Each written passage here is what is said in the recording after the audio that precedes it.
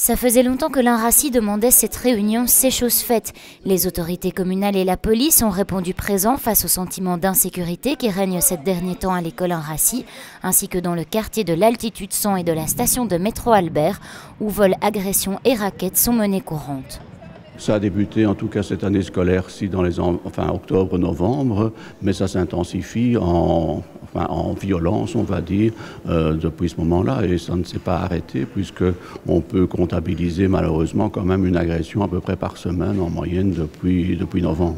La réunion de ce matin n'a pas abouti à de grands changements. Les autorités communales et la police ont davantage voulu rassurer parents, enfants et enseignants. L'occasion aussi de trouver des solutions face aux problèmes de communication entre les différentes autorités. On va essayer chaque fois maintenant de demander que l'information arrive au bon canal, puisqu'il y a eu des problèmes de communication et d'information qui étaient partis dans un sens ou dans l'autre, des plaintes qui avaient été déposées par des élèves mais dans d'autres communes qui nous étaient pas revenues. Donc c'est le but d'aujourd'hui de coordonner nos efforts pour ne pas arriver à des extrémités. La police se veut rassurante face à l'augmentation des actes de violence. Elle insiste à avoir déjà intensifié les patrouilles dans le quartier. D'autres dispositifs sont également mis en place. Nous avons créé au sein de notre service une cellule scolaire qui est à la disposition des écoles.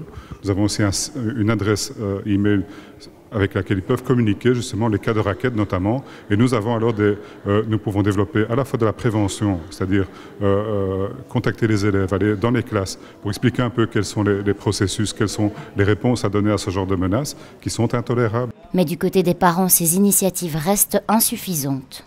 C'est déjà un premier pas, mais ce n'est pas suffisant parce qu'il faut poursuivre les jeunes qui sont délinquants, il faut les punir, il faut convoquer les parents si la législation le permet et il faut aussi prévenir. Donc il y a là toute une part à court et à long terme qui manque encore.